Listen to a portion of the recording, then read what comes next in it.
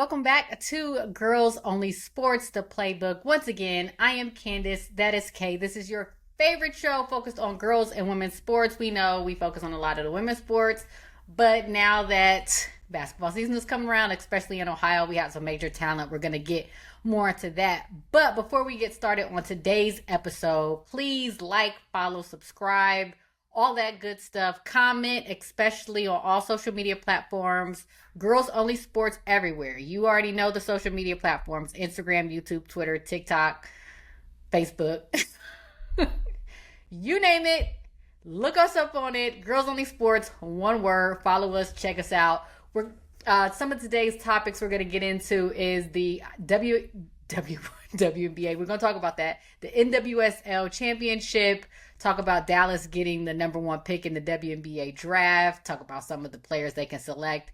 Our Ohio's own women's soccer team making a run in the NCAA tournament. And then we're going to close our show just to talk a little bit about some of the coaching hires that's going on around women's sports, especially in the WNBA, and what that means going forward as everything expands. So thank you for joining us. We're going to get right into it, our full court press, and we're going to start off really quick. Just because, you know, it's the end of the season. We got our champion, 2 titles in 3 years. Gotham FC from New York won another championship. And I guess you could say it was a defensive masterpiece. Wasn't a lot of shots on goal, especially from the Washington Spirit, but Gotham was able to pull out a 1-0 win. Cincinnati's own Rose Lavelle with the game-winning goal. But shout out to Bruninha from Brazil, who did a lot of the work. You know, I'm a slip to click in. You know, she had like 5 or 6 step overs to get Rose a shot. So what are some of your opinions just on the championship, and then Gotham being able, I don't know, they following the Aces territory, winning a second title in 3 years? I don't know if they quite Aces territory yet.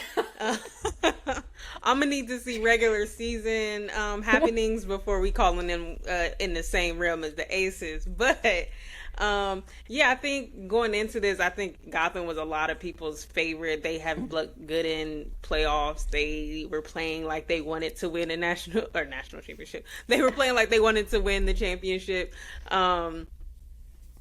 What can you say? They showed up. I think they had the most attack presence in that match versus, like you said, very few, if any, shots on goal for the Spirit, which is unfortunate. But like you said, it was a very defensive match. It took a late goal for them to break that deadlock, because I was like, I won't lie. I'm like, this is a late one. I'm sleepy. I am not trying to see 2 overtimes and penalties.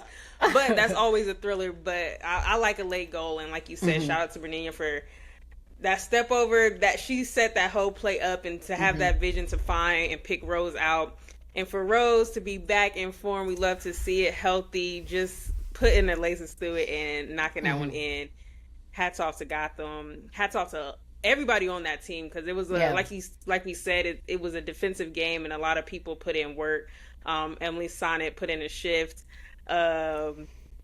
Midge put in a shift. Everybody saved, like Emily slid and like blocked the ball with her entire body. That was like the entire game was just a lot of self-sacrifice from Gotham just to make sure they would get this championship.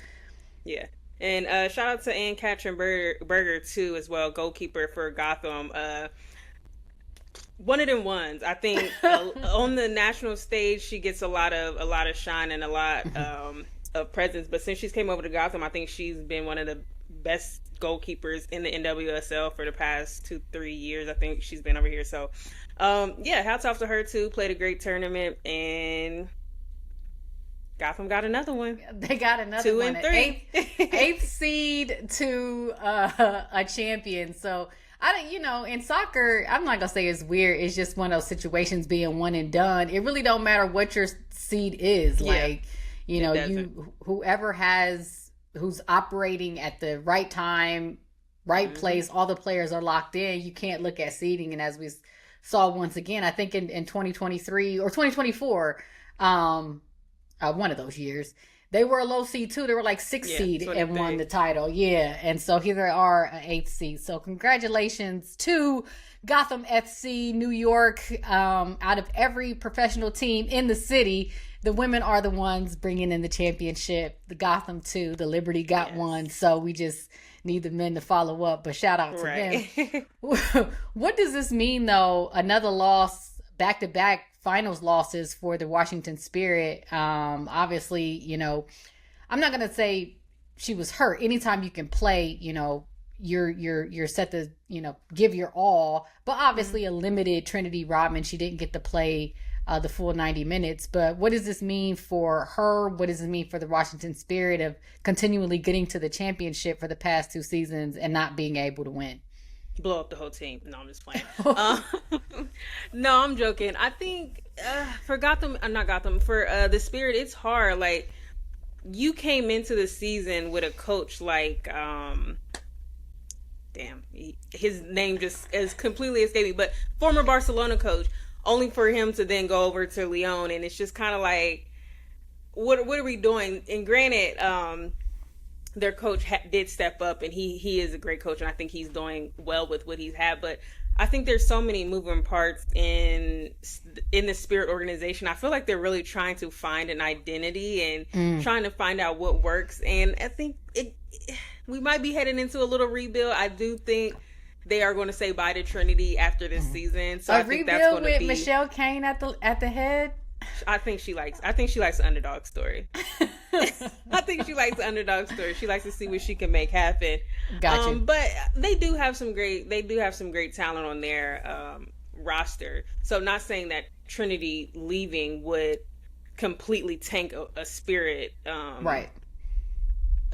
chance in the NWSL, because they played majority of this season without her. Like, she was in and out of the roster quite a bit. So it's not like they can't get it done without her. But I think taking her completely out of the fold in Washington, it will hurt you, because that's a generational talent. Like, that's one of them. She's one of them ones. One of them ones. Yeah, it's gonna definitely hurt you. But we'll see what's to come with Washington. I do foresee a lot of changes in the off season for them.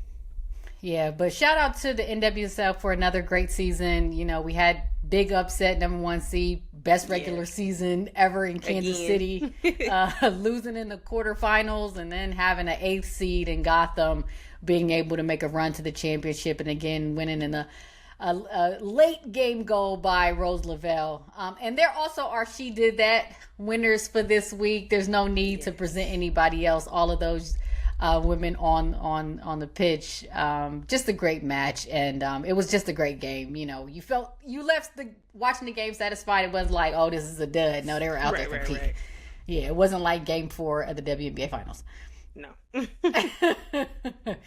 But sticking in the soccer world, we got to be homers really quick. We've had our eye real homers. We've had our eye tuned in to the NCAA tournament for women's soccer. And our own OSU women's soccer team, the Buckeyes, have had 2 big upsets already. They upset the #2 seed Notre Dame in double overtime. Sophomore Jaden Boehm made a late game goal, double overtime, and then like the final minute of that double overtime, being able to knock off Notre Dame to get to the Sweet 16.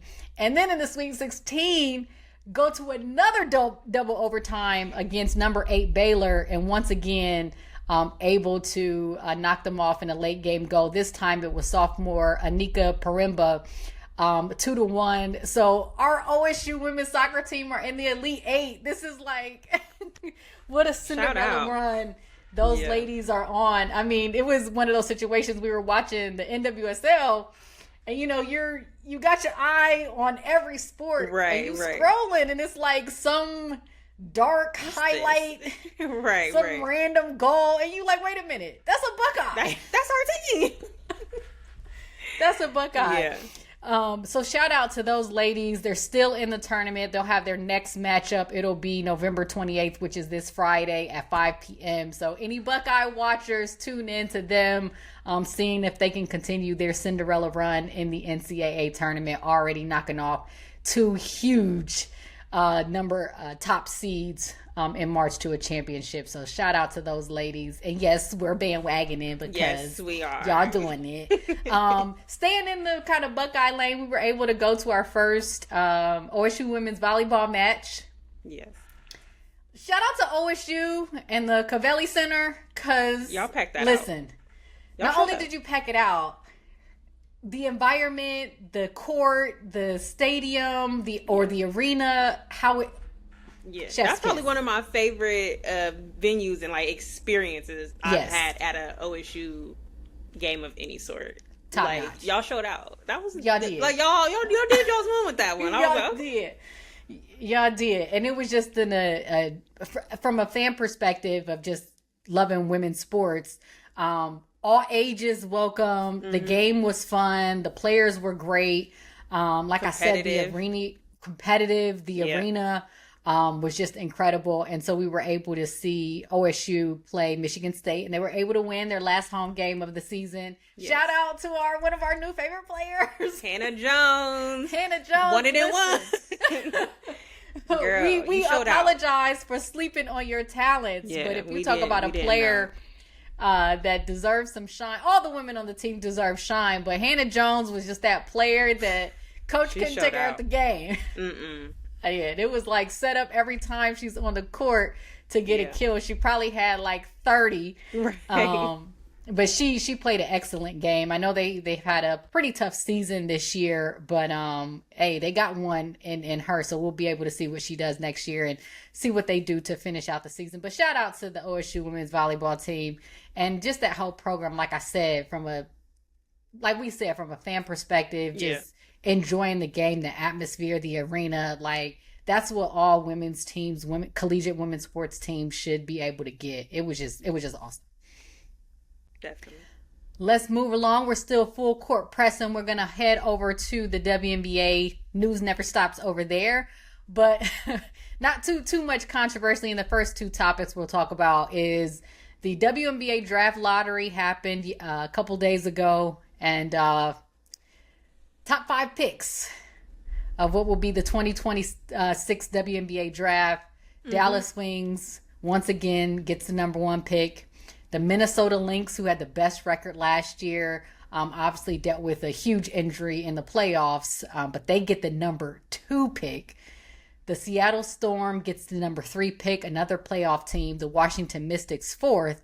And unfortunately, the Chicago Sky, who could have not saying they have some major talent coming out this year, but they get a number 5 pick in this year's draft. Just looking at this draft order and the players available, if you're Dallas, I'm going to give you a few names. Mm-hmm. Who are you picking first? Now, granted, you got Paige Beckers. Right. As of right now, Arike is still on the team. Maddie Buckets is still on the team. Right. Maddie Segrist is still on the team. They get a new coach, and Jose Fernandez, who is coming with a high-powered offense. But AZ Fudd is coming out.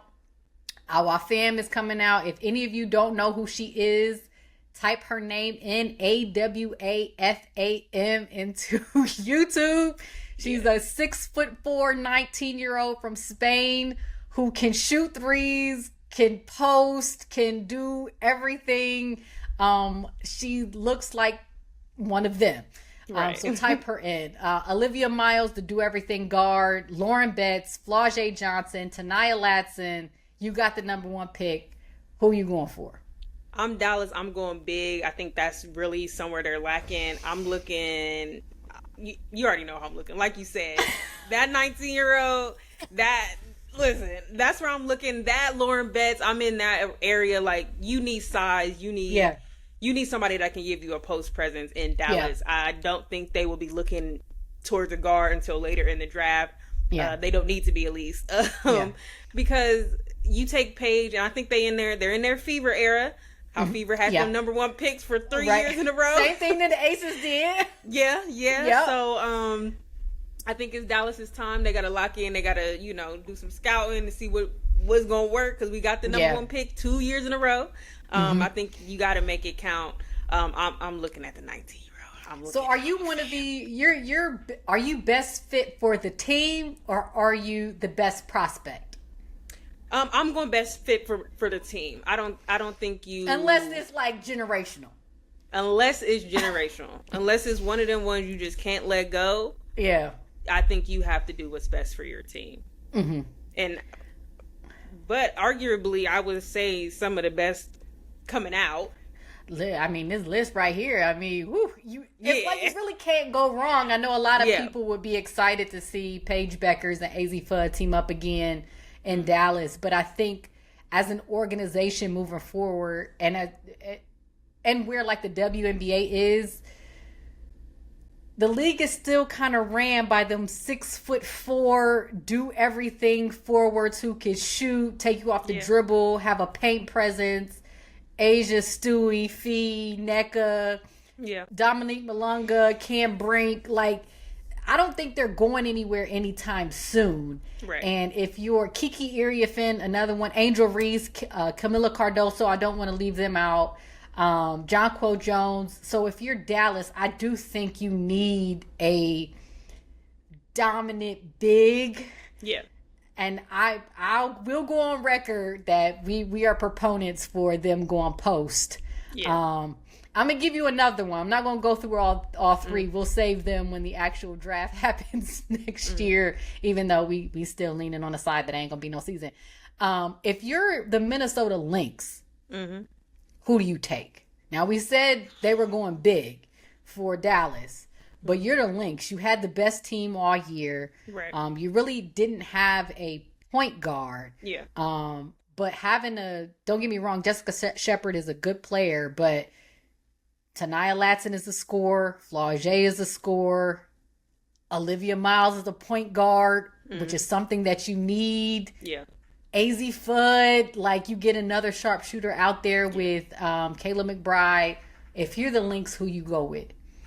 I think without a doubt, for the Lynx, I go Olivia Miles. I don't think anybody else for them. Like you said, I think they need a true point guard. I think if you have Courtney running your point, that's cool. Like Courtney can handle it, but if Courtney can make her moves elsewhere and not have to have that, I think they will be a better team if they have a true point guard. And that's not taking anything away from her at running the point. I think she did great at it, but I think Olivia Miles, for me, if I'm Minnesota, if she's there, I'm taking Olivia Miles. Because they have everything. I read some stuff about them wanting to have a more of a post presence, but they were the best team for 90% of the season, and the only place where they could have had a different shift if, like you said, at the point guard position. I'm not going to put it out there, but if they drafted Angel Reese 2 years ago, they would probably have 2 championships. But we ain't going back there. I'm with you though. I think Minnesota. I'm going point guard, but we're going to save all of that analysis until next year. A little later, because we can go deep on that. Right. But another quick little change. In the WNBA, the Phoenix Mercury changed their logo. Obviously, things change. New ownership, trying to give a new stamp. What do you give? How do you do it in the fashion world? What do you grade? I am like an A, B, C, D, E, F, G. Yeah. What do you grade the new Mercury logos? The main primary logo, I'm gonna give it a C. I don't think it's bad.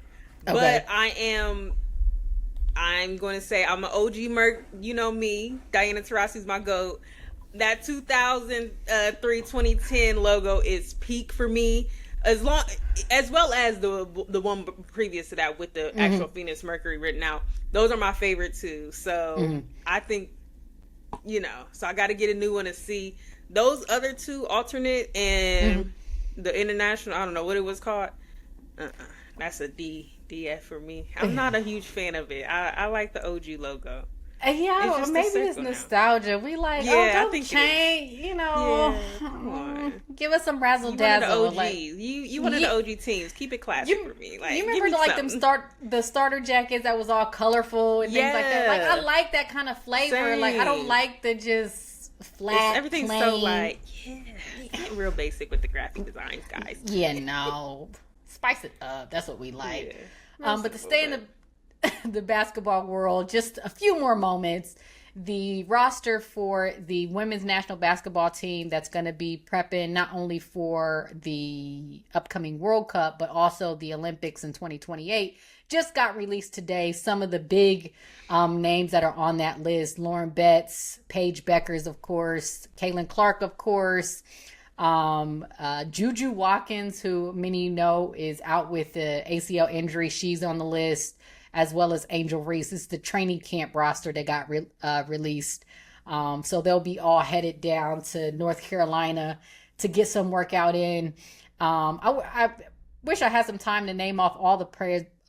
Brianna Jones is also on that list. Kiki Iriafen, Rakia Jackson, Aaliyah Boston, who's been around for a minute. Sonia Citron, who I was happy to see. Veronica Burton as well. Like some names that we really haven't... some like names who've gotten better in the W to make the training camp roster. The three big names that are not on that roster are Asia Wilson, Brianna Stewart, and Nafisa Collier, who, I'm sorry, you can leave a comment, you can do whatever. Those three players are automatic locks for the 2028 team. They like, or whatever. Y'all don't even worry about it. Just rest. Just don't get hurt. Rest. That's all that is. That's it.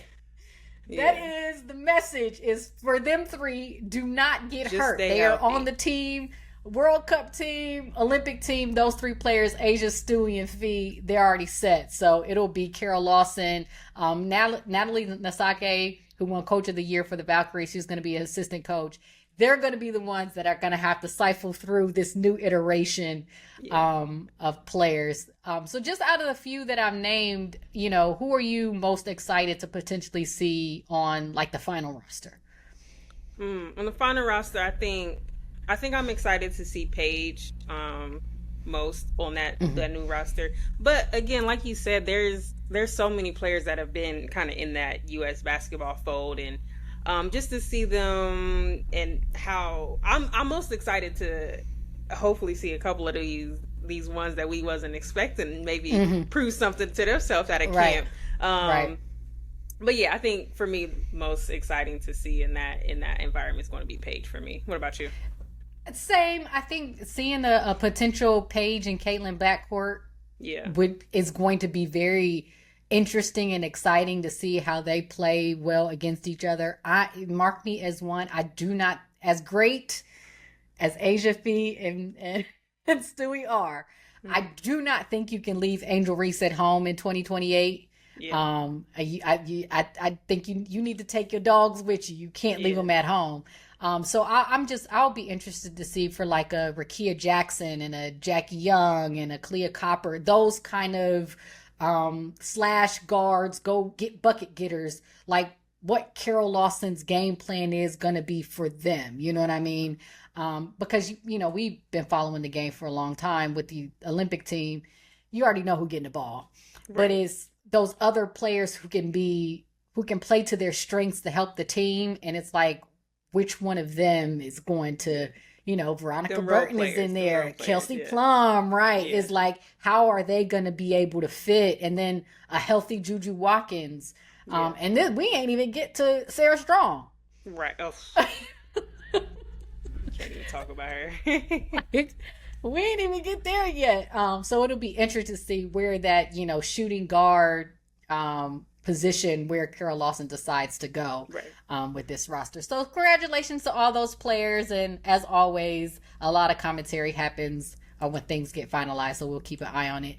So since we already did She Did That, shout out to, once again, the New York Gotham FC for winning another NWSL championship. Yes. We're going to talk a little bit about, just to close out our show, the coaching hires in the WNBA. Obviously, once again, they have a lot of news coming out of that league. Once again, the New York Liberty, to me, why I wanted to talk about it is because that's still one of our premier franchises, New York and Los Angeles. They've been there since the inception of the WNBA. Right. And New York decided to hire a men's coach out of the NBA. They decided to hire Chris DeMarco. He's a longtime assistant coach for the Golden State Warriors. I read some articles. He's even been with the Warriors back to the Mark Jackson days, was his pre Steve Kerr. And other reports said that Sabrina Ionescu had reached out to Steph Curry just for some advice on who the new coaching hire was going to be. So just off rip, what do you think about, another NBA coach? We've kind of seen that trend, and that necessarily hasn't been just solely men. We've seen, obviously, to much success, Becky Hammon, who was a longtime assistant with Coach Popovich, run the WNBA for the last few years. But this trend of poaching NBA assistants and NBA coaches to come coach over to the W.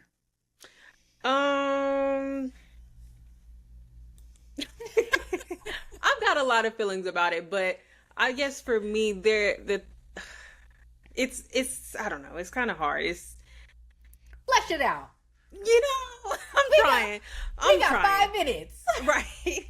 For me, it's the lack of experience, I guess, in the women's game, because I feel like it's different. The women's game and the men's game is so different,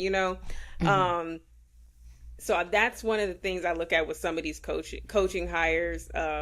And then also there's so many talented female coaches without jobs right now. And that's across all leagues, I would say, too. Like, facts. I'm not even just talking about WNBA anymore. Like, I keep seeing new coaches, and I'm like, how's she still out of a job?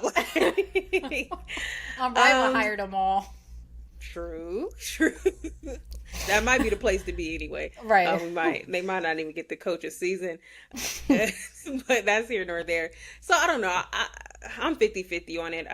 I'm always interested to see what they're able to do. I'm gonna give everybody the benefit of the doubt until about halfway through the season.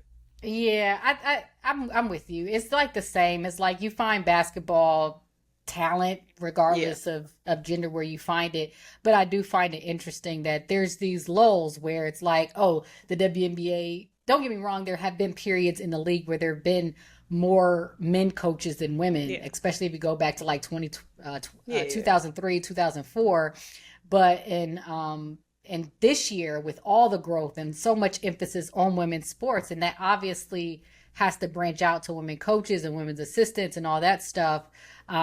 This will be, we will have more men head coaches in our league than we do have women. We'll have 8 men and 7 women. For me, I'm like, listen, if that's the case, then let the NBA call up Becky Hammon. Right. I think she's earned an NBA coaching position at this point in her career. And if, we're taking talent from the NBA, I think the NBA should be open to taking our coaching talent as well, and not just have it limited to, for women head coaches, they're only limited to coaching women as opposed to men head coaches who can coach both genders. The other part of it too, that I don't want to leave out, this will be I don't know if it's the first year, but it'll be a first year in a long time where there are no African-American female head coaches. And, that's always a story because the league is still predominantly African-American, and not to have any Black female head coaches. Like, how do you see that? How do you feel about that? A lot, No, I don't know. It's just, I don't even want to say there's so few of them, but there's a couple that should still be here, I would say. But what are you gonna do? It is what it is, I guess. Yeah, I think for me it's that it's hard to get them their first head coaching job. Like Christy Toliver has been an assistant coach for a minute. So it's hard to get in the door, and then when you do, and it's hard to get that second chance. Yeah. And so when you have Teresa Weatherspoon, who only got the one season and hadn't got another look, when you listen to, Lisa Leslie, even though she doesn't have a lot of coaching experience, not get callbacks, you're kind of tipping your head. There's a couple other coaches as well, where you're just like, oh, I know they didn't have some success before, but they deserve Noah Quinn, deserves a second look, and some things like that.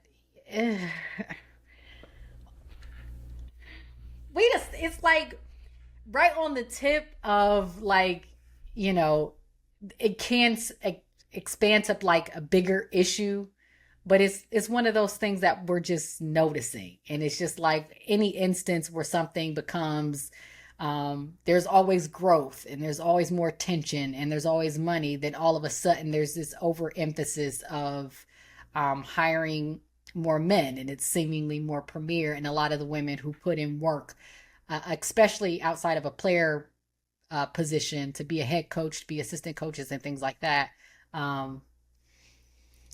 Just one of those things that kind of raise your eyebrow a little bit. It's just, we'll see. So that's I don't know if we accurately, appropriately wrapped our thoughts around that subject. Outside of it's something we'll keep our eye on. But it's just a noticeable trend, like you said, amongst all sports, and we'll see what happens in the next few years of women coaches. And like I said, if in the event that a major professional men's team would ever take the chance and opportunity to hire an extremely qualified and prepared woman to, lead their franchise. So we shall see. But that is our show. Thank you for joining us once again. Please check us out on all social media platforms: Instagram, YouTube, Twitter, TikTok, Facebook, all that good stuff. Our website, girlsonlysportnetwork.com. Comment. Let us know what you think.